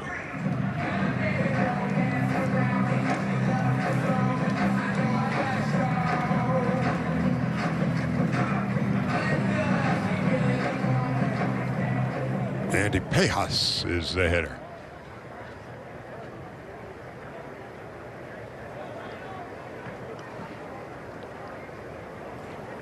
Indians make some changes. Daniel Johnson is now in left field. Franmil Reyes could take the rest of the day off.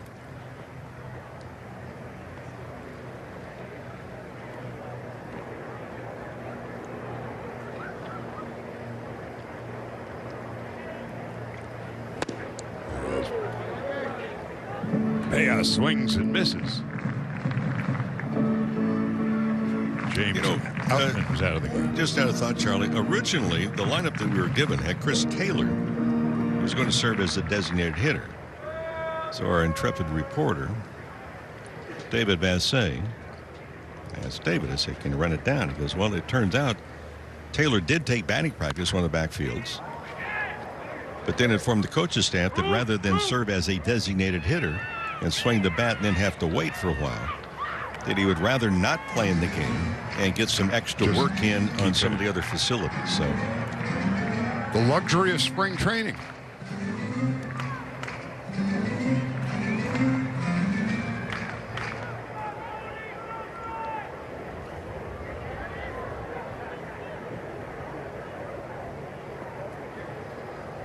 One ball and 2 strikes, and we're in the bottom of the 6th.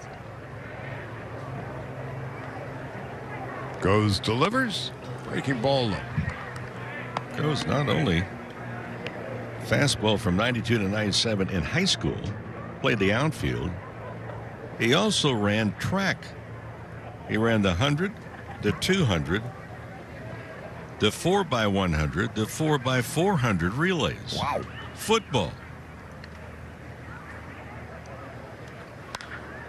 And a fastball fouled off to the right.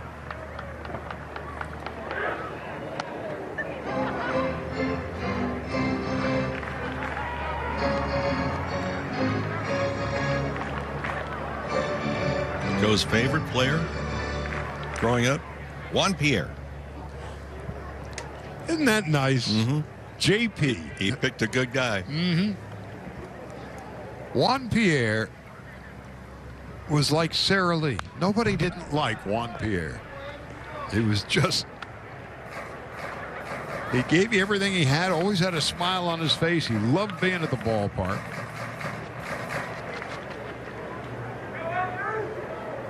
But he did say, I have a better arm than Juan Pierre. He's right about that.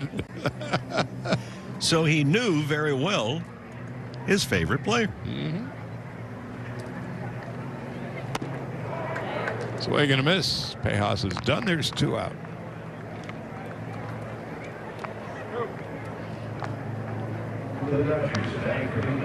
Wherever Juan Pierre played, he was among the most popular players on that team. Absolutely. And this is Carson Taylor. First time we're having a look at him.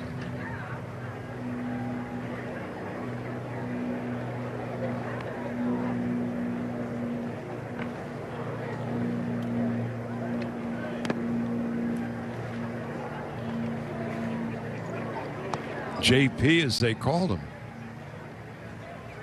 I guess his best years were with the then Florida Marlins. And he could drag a bunt with the best of them. It's an art form that we don't see much anymore. And in the 2003 World Series, he would drag bunts and drive the Yankees crazy. How crazy? In the offseason, George Steinbrenner screamed at his front office, we got to get a player like Juan Pierre. I don't care who it is. That was how the Yankees came to sign Kenny Lofton. Problem was there was no room for Kenny Lofton. In center field was Bernie Williams. The signing was by George and not necessarily met with open arms by Joe Torre. And so that was a source of friction between Lofton, Torre, George, all because of Juan Pierre and his drag bunts in the World Series. A lot of phone calls were being made at that point, weren't there? And there were some foul words uttered on all sides.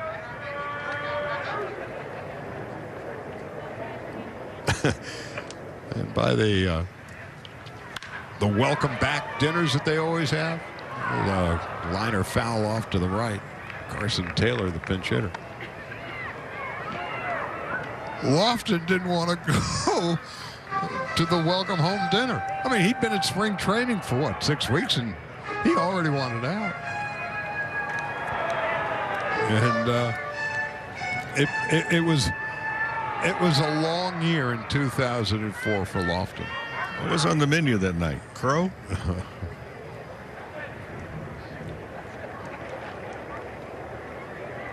It's all Juan Pierre's fault.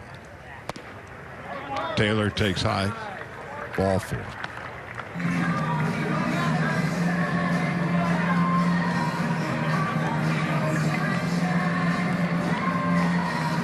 The shortstop, number 76, Jacob Amaya. Talking about those two center fielders, you can put Kenny Lofton at least in consideration as a Hall of Famer. I mean, he had just a great career. It's one of the preeminent leadoff hitters wherever he played.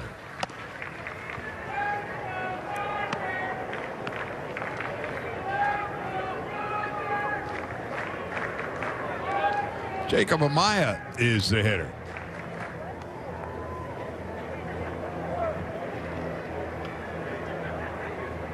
And Lofton certainly did well with the Dodgers. Amaya, routine grounder to third, and that's going to end the inning on the force out. No runs, no hits, a walk, and a man left. And we go to the 7th. Dodgers 4-2. 40,000 fans at Dodger Stadium Saturday, April the 16th, when the Dodgers host the Reds at 7:10. And you'll receive a Legend of Dodger Baseball bobblehead of Maury Wills, the Dodgers' all-time leader in stolen bases, sponsored by Bank of America. For tickets, visit Dodgers.com/promotions. Maury Wills, who had such an impact on changing the game in an era of speed and on base, stealing bases. And the emphasis with the Dodgers at that particular time, pitching was outstanding. And from an offensive standpoint, it was the legs of Maury Wills that helped set up the offense. Absolutely. Well, here's Yency Almonte.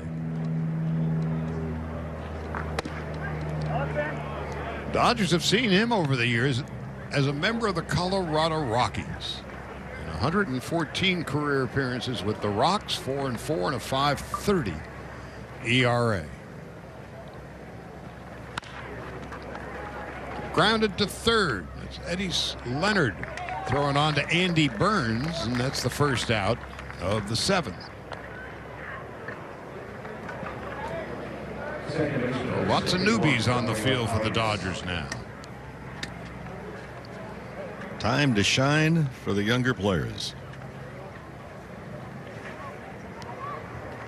Andy Burns at first, Michael Busch at second, Jacob Amaya at short, Eddie Leonard is at third, Tomas Solis, the catcher, Jason Martin in left, Andy Tejas is in center, and Ryan Noda is in right.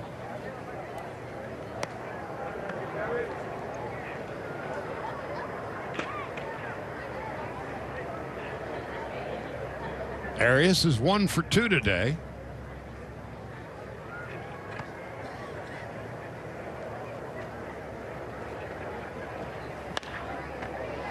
As he fouls it off to the right. Onto the berm down the right field line. 1 ball, 1 strike. Arias singled in his first at bat. Bounced out in his second. Yency Almonte's always had a live arm. It's always difficult to look strictly at stats. It's off his heel. And there'll be no play, and let's hope his foot's all right. Hard comebacker. Thumbs up. I'm okay. I was going to say, it's very difficult to gauge a pitcher, in Colorado especially, on strictly earned run average. Yeah, what point in time do you know the number to divide by or multiply by?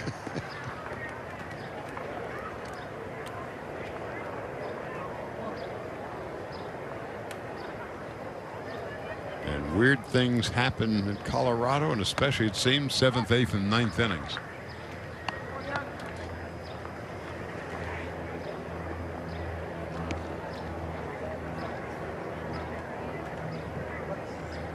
George Valera.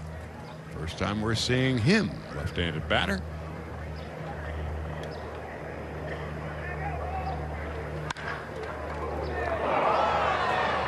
That's past Leonard into left field.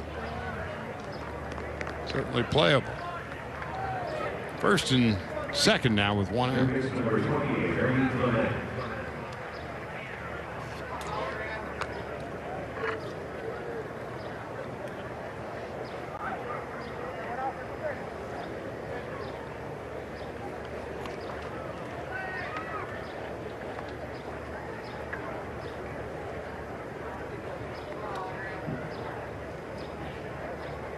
Ernie Clement got a double, and he's been struck out today. If you're just joining us, Kershaw 2 1/3. He was solid. Slowly hit to short. They have time for 2. Yep. Nicely done by Jacob Amaya. Slow roller toward the bag. Took it himself. The inning is over. No runs. One hit. And you're looking at left-hander Tanner Tully. He is the 6th Indian Guardians pitcher of the day. We played Cleveland this year. I told you earlier, just take a $20 bill and put it in the jar. We play him twice. Twice. Fabulous. I better bring 100. Or take those 2 days off.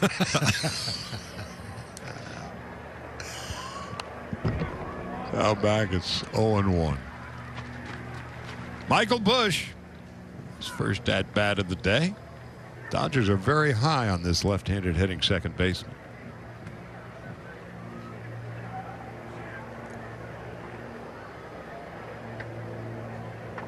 Lefty to lefty. And a base hit headed toward the right field corner, kicks off the sidewall. And sliding into second base is Michael Busch to begin the bottom of the 7th. Well, he's big, he's strong, and he can be quick with the hands.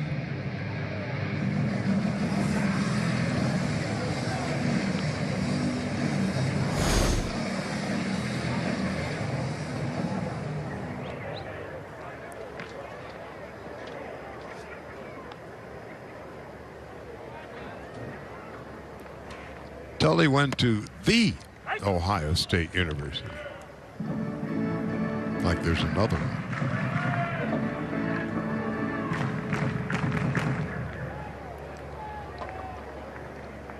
A 26th round choice in 2016.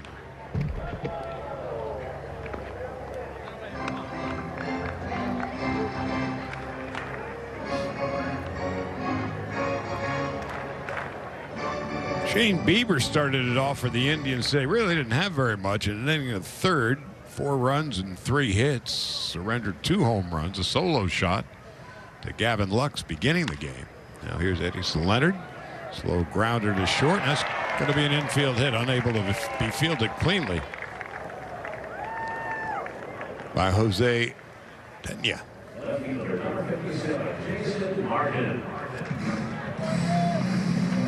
First and third.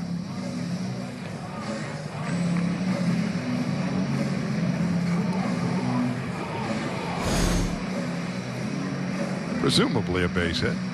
Might as well be. We've had a couple of. So far, it's been like free samples have been given out.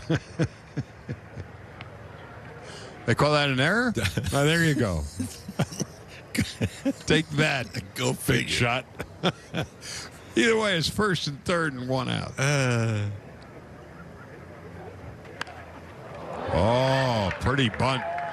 That's going to score a run. Nicely done by Martin. Busch comes in to score. And the Dodgers now have themselves a 5-2 lead. Just little things that you can do to get a run in. Try to take it with him. Second baseman had an idea that this was going. He shortened up a little bit in the second base bag. Ball bunted just a little bit too hard, but a great idea. Turns out it's a sacrifice. Dodgers cash in a run. And lead it 5-2.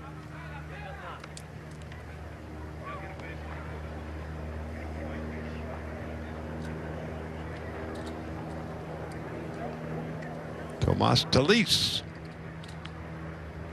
at AAA, 296 last year. This is his first at bat. Will Smith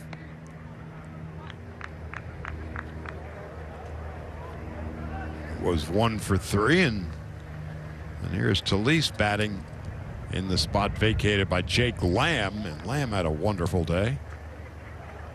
2 singles, a double, and a run scored, but hit the ball on the button all 3 times.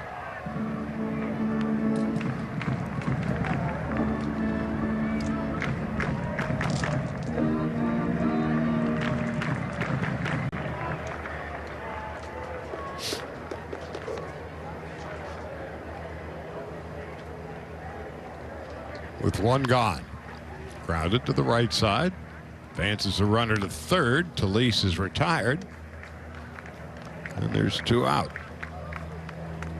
Right fielder number 33, Ryan Noda.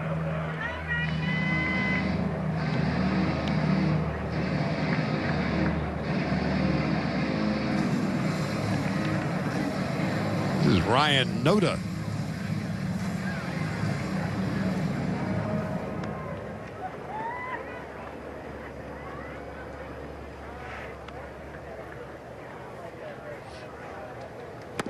Tully delivers. Swing and a miss, and it's 0-1.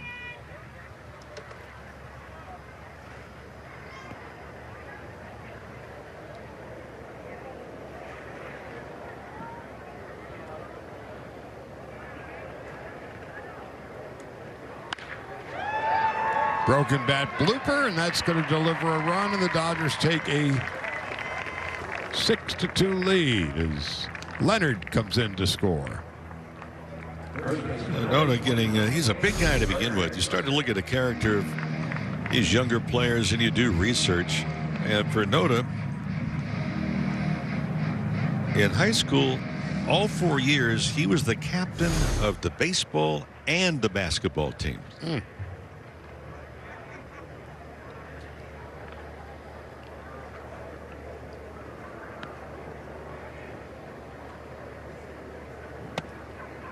Low and inside, 1 ball, no strikes.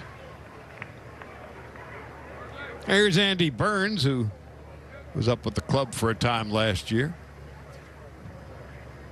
He's a veteran who has spent most of his professional career trying to get to the bigs. Todd Titchener calling the strike.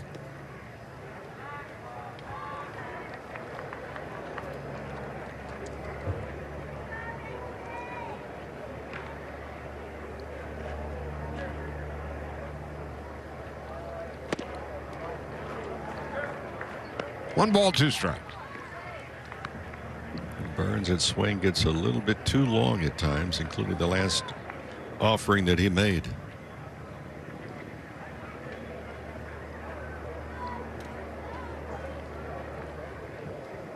Two in, 2 gone. And strike 3. Burns is done, and the inning is over. So the Dodgers pad their lead. A 4-run cushion heading into the 8th.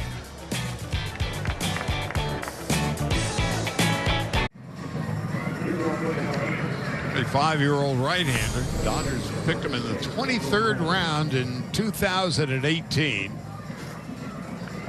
and went to Penn State. Just watching him warm up, he'd get up there with some pretty good velocity. And this is the first time we'll get a chance to see him. He's from a town you may know where it is. I don't. Voorhees, New Jersey? No, sir.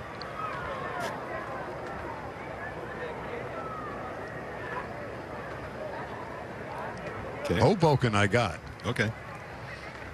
Voorhees, not so much. So let's see what Hagenman can do from Penn State, which we both know. Just low, 1 ball and no strikes.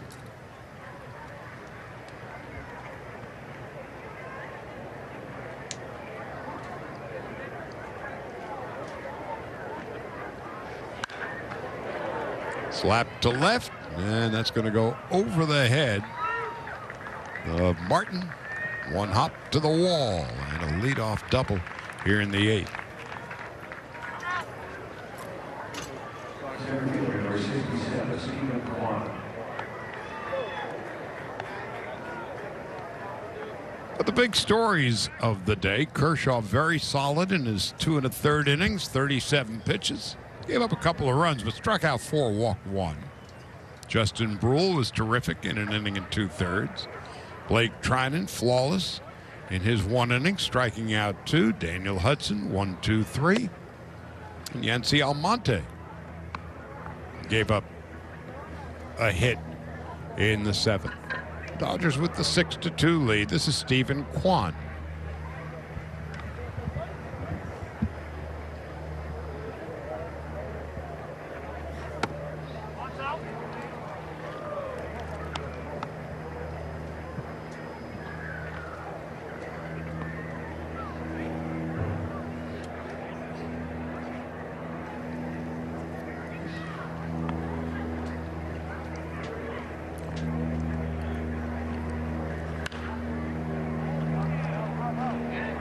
It's fouled off to the left and out of play. Well, Kwan is one of the younger players that they're looking at.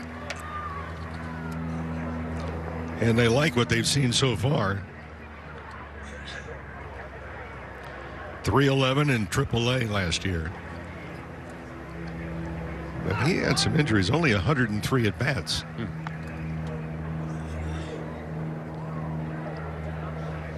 Don't be catching with Everett. Will pop up into short center. Nicely played by Andy Pejas. That's the first out of the 8th. No, I'm getting all choked up into the quarters you're throwing into the into that jar for. I mean, for a lifetime, we have been calling the Cleveland Club a different name than they are currently situated. And today wasn't so good. But we're learning. It's a work in progress.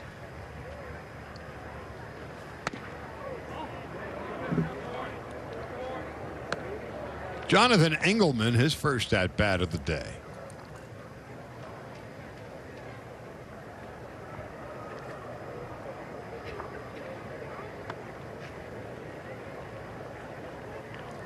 Interesting story that ESPN is reporting now as Engelman takes a strike.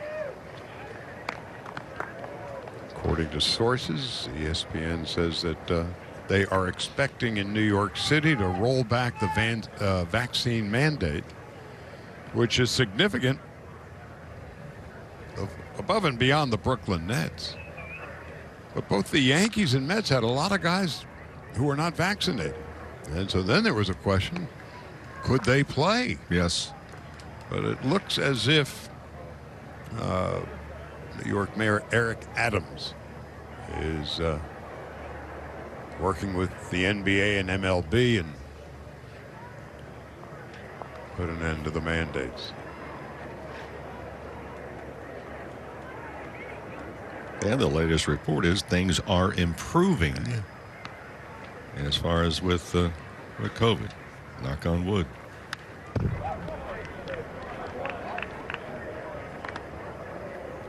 One ball and 2 strikes, 1 out in the 8th, and the Dodgers comfortably ahead, 6-2.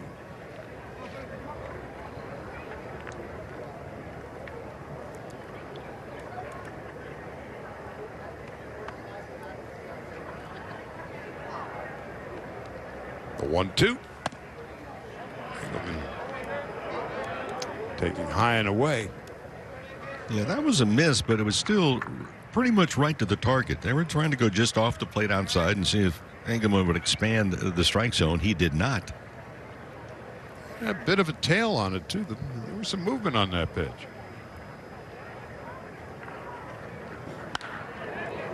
It wasn't on that. Nope. The movement was, that is the old proverbial hanging slider.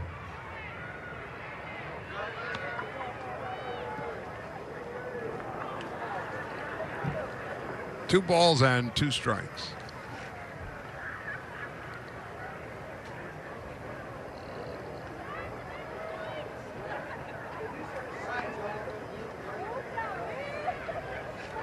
Try again. Just inside 3-2. You know, coming off the lockout and the whole notion of teams that are trying to win and other teams that are trying to rebuild.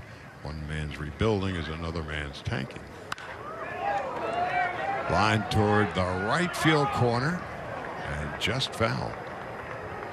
We saw the Reds yesterday and all of their wonderful talent that either went away by free agency or trades. Eugenio Suarez and Winker going to Seattle, basically a massive salary dump. Now, the one big star that the Pirates have, Brian Reynolds, is going into arbitration, and he doesn't have a particularly good feeling about it. And left. And that's a second out.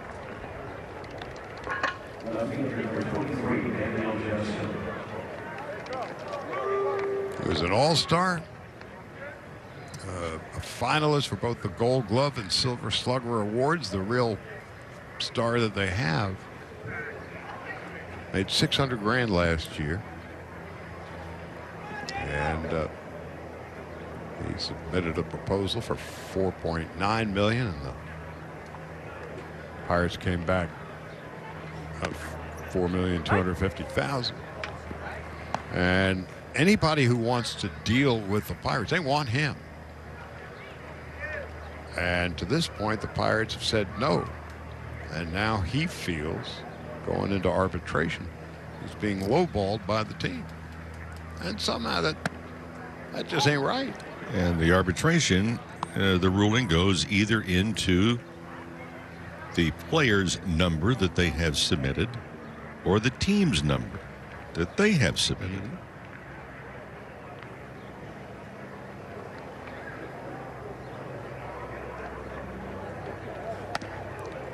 When arbitration first came around, there was a lot of proposals of, do it this way, you do it that way. And what initially people came away from, unfortunately, is that players would be in the negotiations, in the arbitration itself. And there were some hurt feelings going out of the rooms. It's business, but it's difficult to separate it, especially if you're a younger player. This is a whole new thing to you. You're going in, and now you're presenting a case, and it sounds really good, and it looks really good. And then you hear the other side. Then you hear the team, your employer, who are kind of coming down hard on you. Grounded to third, backhanded nicely by Leonard. Throws to first, and that's going to do it. So keep an eye on the Pirates and the Reynolds story. 56 degrees at game time. There hasn't been a cloud in the sky all afternoon at Camelback Ranch. Dodgers with a 6-2 lead. And they'll be playing the Rockies tomorrow. This is Tully's second inning of work. And Andy Pajas is leading it off. First pitch, grounded to third. That should be an easy play for Andy Sheenman. One gone. Designated hitter number 95, Christian Taylor.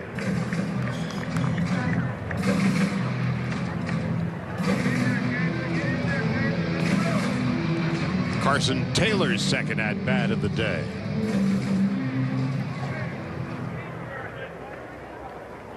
Well, the Guardians have apparently signed, or at least agreed to terms with veteran right hitter Brian Shaw, who's returning to Cleveland.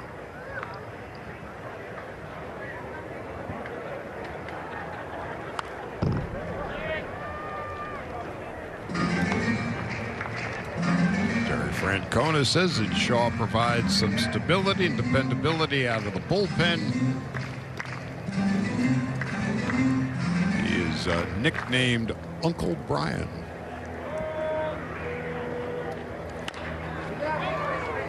Should be an easy play at second base, and it is. Mitchell Tolman throws him out, 2 gone. Well, fast and furious for the players in the abbreviated spring training. How about fast and furious for general managers with all of the free agents that were not signed because of the elongated lockout? And there's still some talent out there.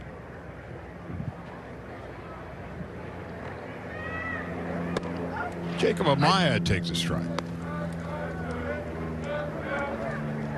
Now, during the lockout, was there anything that precluded teams from talking to players' agents? I don't believe so. I don't believe so either.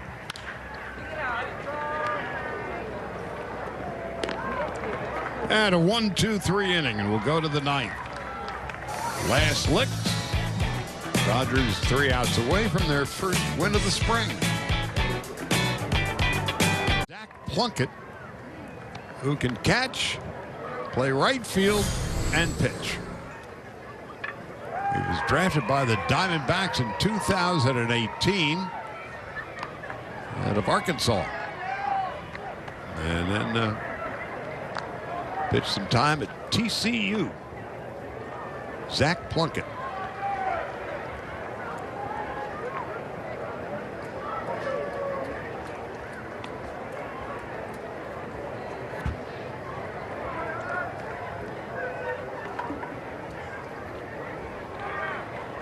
First pitch of the 9th. There's a strike, 0-1.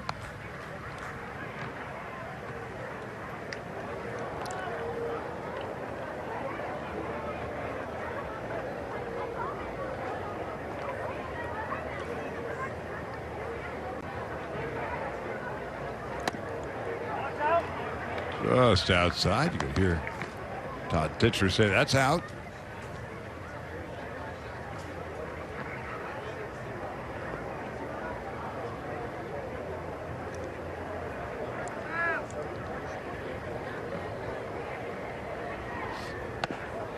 Missing outside.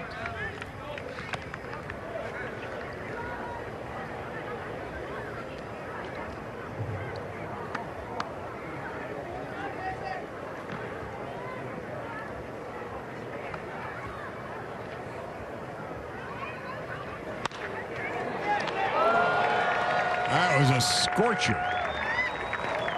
Really by Michael Busch. Well, this ball had some movement too because Busch was going to his right second base and the ball hooked behind him. So instead of a backhanded catch in front of him, it turned out a backhanded catch behind him. Degree of difficulty just went sky high on that one. You see why the Dodgers are very high on the future of Michael Busch. He can hit and he can catch him.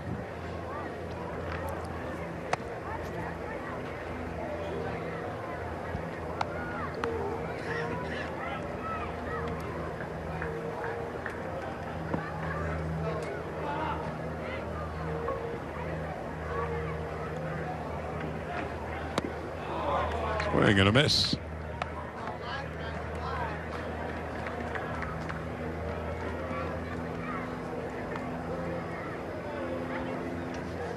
Dodgers and Rockies tomorrow. And then the Padres come to Camelback Ranch and visit Saturday night. A 6:05 start. 2-1. Yep, good place to take a nap in the afternoon. Strike on the outside corner. On the TV side, the fourth row. Blue shirt, blue Brooklyn Dodger cap, and he is dead to rights. I suppose if there was a microphone anywhere near, you'd hear him snoring. I mean, he is. On the second hop, Bush picks it up, throws him out. There's two gone. Well, the dinner tonight is going to be St. John. I don't remember being in the sun this long, but boy, I got really a sunburn. Yeah, I saw you on TV today. Yeah. By the way, my neck's a little stiff. One out of one. Hey, the guy woke him up. Hey. Somebody called him. Hey, they're talking about you. He's rubbing his head. He's rubbing his face. And going back to sleep. Don't bother me. He gone. Evidently, he had a long night last night. 1-0.